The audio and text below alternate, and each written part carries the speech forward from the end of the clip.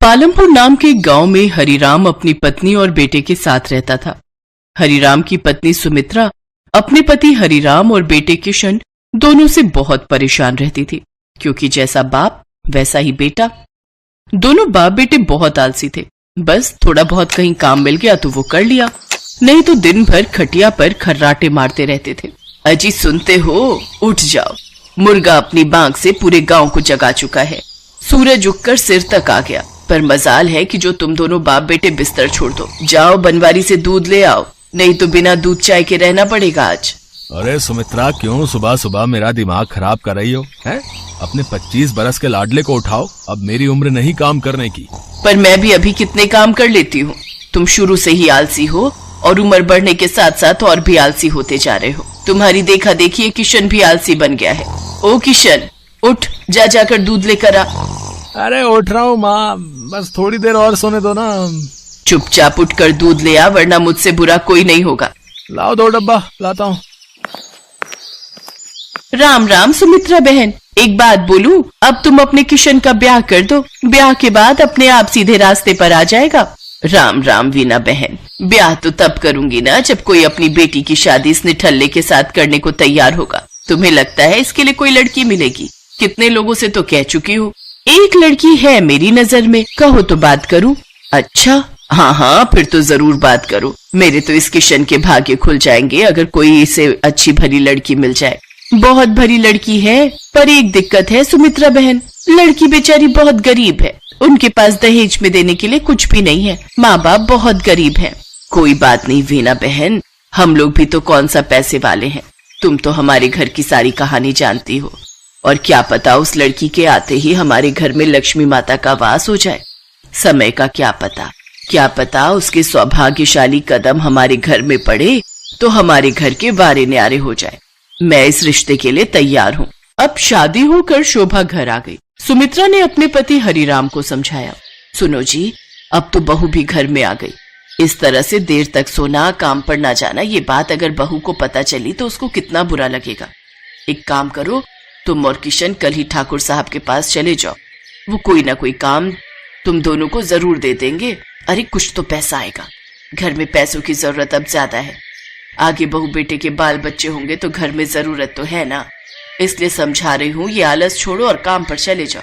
ठीक है सुमित्रा, मैं और किशन कल एक बार ठाकुर साहब के पास हो आएंगे।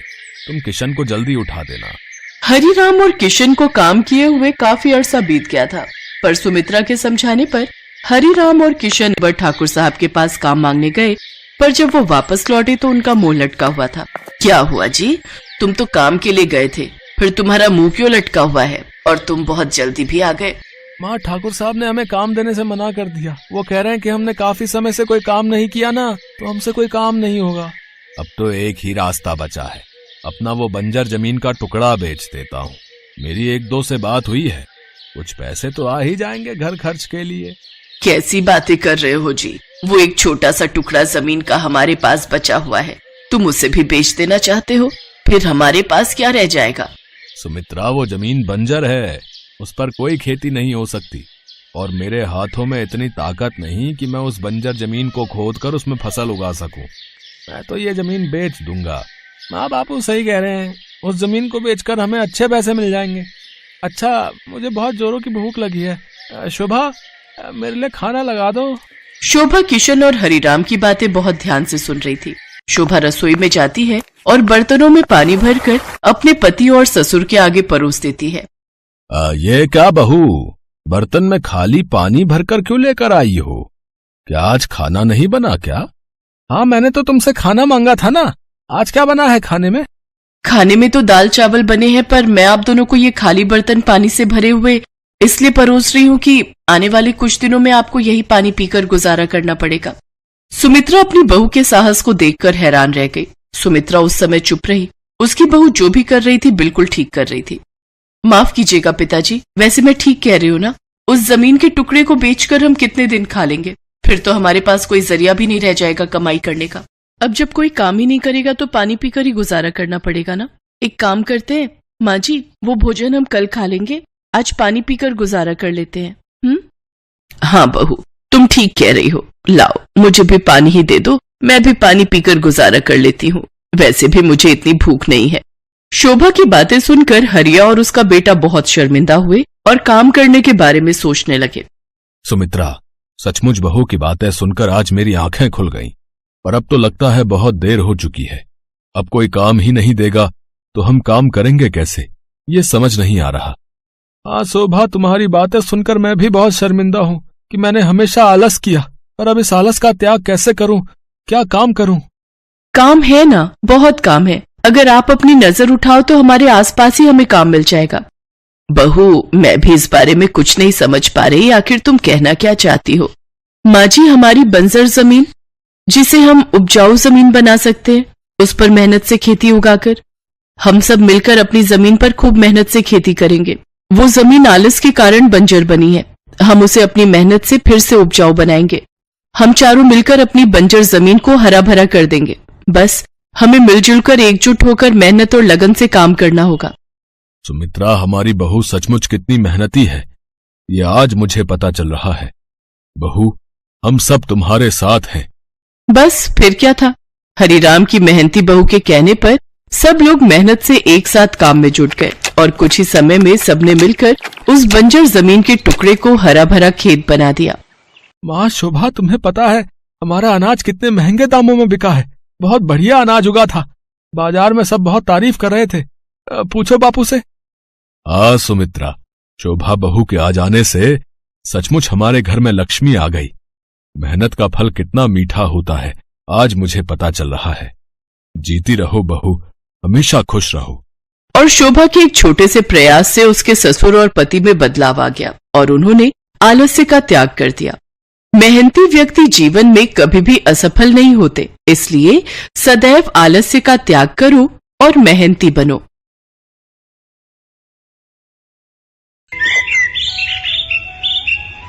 हम भी देखते हैं यह हमारे साथ कैसे नहीं जाएगा। ये मेरे पति हैं और मैं इनकी धर्म पत्नी हूँ, आप इनसे जबरदस्ती नहीं कर सकते। आज रजनी अपने जिस पति के लिए दुनिया से लड़ रही थी वो एक किन्नर है। सागर के जन्म से पहले सावित्री रामपुर में अपने पति रमेश और सास के साथ रहती थी। अरे सावित्री, क्या कर रही है? पता है ना, दाई माँ बोल कर गई थी इस हालत में तू आराम किया कर। यही बात तो इसे मैं बोलती रहती हूँ, पर ये सुनती ही कहाँ है। आह मुरी मैया, अम्मा जी, बहुत तेज दर्द उठ रहा है। लगता है बहू के बच्चे का दर्द छिड़ गया है। रमेश, जल्दी से दाई माँ को बुला कर ले आ। अम्मा, तुम सावित्री को संभालो, मैं अभी लेकर आता हूँ। रमेश दाई माँ को लेकर आता है। वो और उसकी माँ दोनों बाहर इंतजार कर रहे थे, तभी दाई माँ बाहर आती हैं। उनका मुंह उतरा हुआ था। क्या बात है सुशीला, तेरा मुंह क्यों लटका हुआ है? बहू और बच्चा ठीक तो है?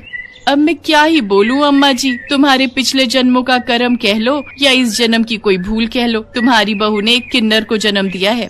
क्या? ये तू क्या कह रही है सुशीला? सावित्री बहू ने किन्नर को जन्म दिया है? सत्यानाश हो, जन्म भी दिया तो एक किन्नर को। अब क्या होगा अम्मा, हम तो पूरे गांव में मुंह दिखाने के लायक नहीं रहेंगे। मैं एक किन्नर का बाप कहलाऊंगा, ये हरगिज नहीं हो सकता। मैं अभी जाकर उस बच्चे की गर्दन दबा दूंगा। दाई माँ वहाँ से चली जाती है। रमेश गुस्से में सावित्री के पास जाता है और उस बच्चे का गला दबाने लगता है। नहीं नहीं, ऐसा मत करो। ये जैसा भी है, जो भी है, बदनसीब मेरी औलाद है। मेरी कोख से मैंने इसे जन्म दिया है। इसे मत मारो, छोड़ दो मेरे बच्चे को। रमेश, पड़ी रहने दे नासपीटी को इस नासपीटे के साथ, तू मेरे साथ आ। रमेश माँ के साथ बाहर जाता है। सावित्री उन दोनों की बातें सुन लेती है। देख रमेश, इस बच्चे को अभी हाथ लगाया तो पूरे गांव में शोर मच जाएगा। रात के अंधेरे में जब सावित्री सो रही होगी तब इस किन्नर को बहती नदी में फेंक देंगे। मैं अपने बेटे को कुछ नहीं होने दूंगी, मैं चली जाऊंगी यहाँ से।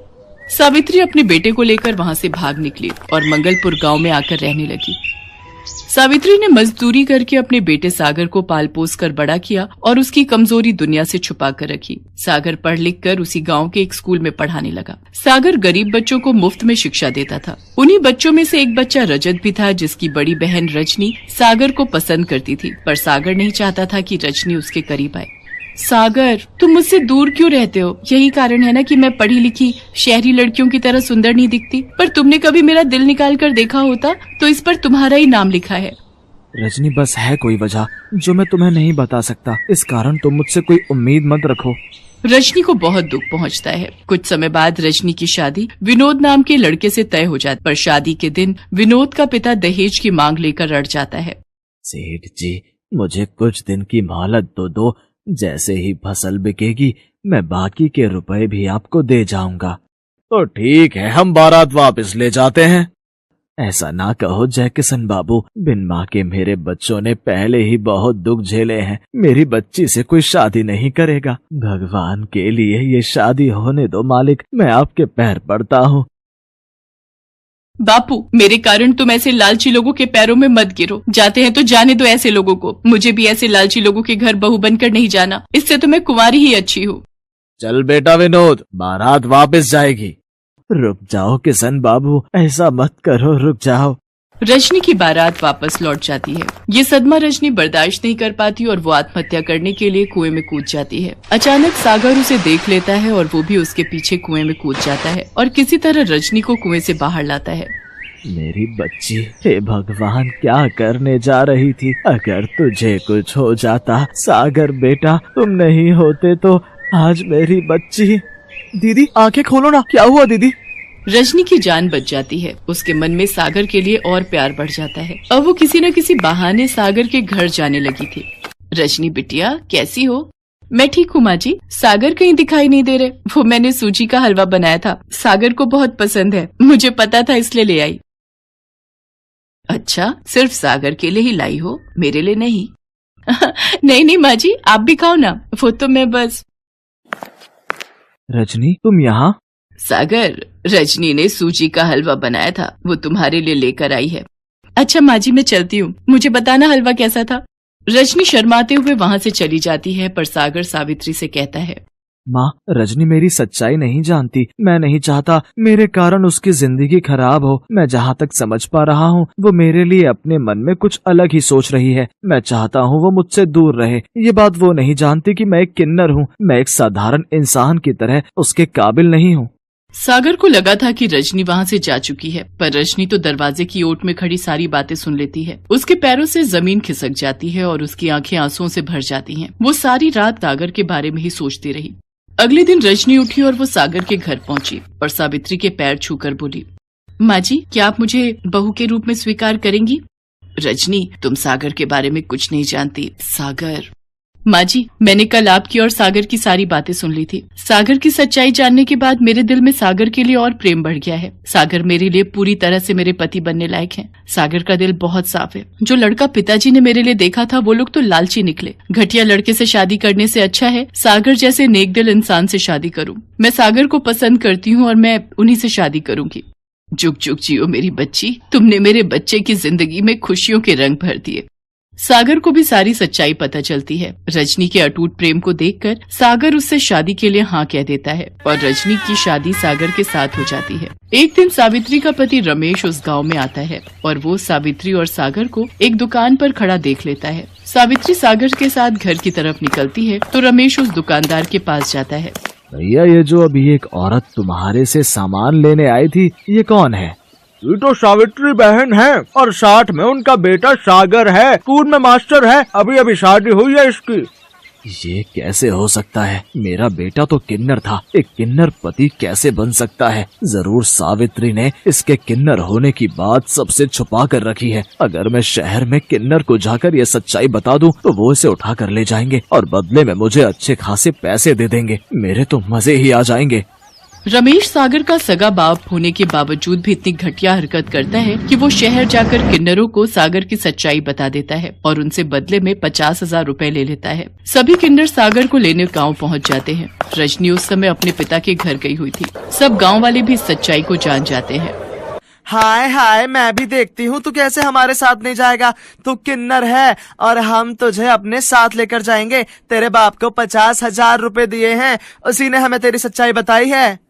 मैं क्या करूँ माँ, कुछ समझ नहीं आ रहा। मेरा अपना बाप ही मेरे खिलाफ हो गया। मुझे नहीं पता था काला साया बनकर तेरा पिता तेरा दुश्मन बन जाएगा। बचपन में तो मैंने तुझे उससे बचा लिया था। हे ईश्वर, मेरे बच्चे को बचाओ। तभी रजनी आ जाती है और वो किन्नरों का रास्ता रोक देती है। अरे ये औरत तो पागल हो गई है। एक किन्नर को अपना पति कहती है। जब तक ये हमारे साथ नहीं जाएगा, हम यहाँ से नहीं हिलेंगे। अरे हमने पैसे दिए हैं इसे यहाँ से ले जाने के। ये मेरे पति हैं और ये अपनी मर्जी से कहीं भी रह सकते हैं। तुम इनके साथ जबरदस्ती नहीं कर सकते हो। कानून के हिसाब से किसी को भी अपनी मर्जी से जिंदगी जीने का हक होता है और सागर और मैं एक खुशहाल जिंदगी जी रहे हैं। गांव वाले रजनी के साहस की प्रशंसा करते हैं और सब उसका साथ देते हैं। गांव वाले जानते थे कि सागर एक भला इंसान है। सब गांव वाले मिलकर पैसे इकट्ठे करते हैं और किन्नरों को पकड़ाते हैं। ये लो, हम सब गांव वालों ने 50,000 रुपए जोड़कर दे दिए हैं। अब तुम आज के बाद सागर को बिल्कुल भी तंग नहीं करोगे। हाँ हाँ, हम क्यों तंग करेंगे। अब जब हमारे पास पैसे हमें मिल गए हैं तो हमारा यहाँ रुकने का कोई फायदा नहीं है। पर जाते जाते मैं इतना ही कहूंगी, रजनी जैसी पत्नी जिसके साथ हो उसका कोई बाल बाका नहीं कर सकता। तुम दोनों हमेशा खुश रहना। मेरा आशीष तुम्हारे साथ है। चलो री चलो, बस निकल जाएगी, समय से शहर पहुँचना है। सागर सब गांव वालों का शुक्रिया अदा करता है और रजनी और सागर दोनों मिलकर सावित्री के पैर छूते हैं। सावित्री अपने बेटा बहू को गले से लगा लेती है।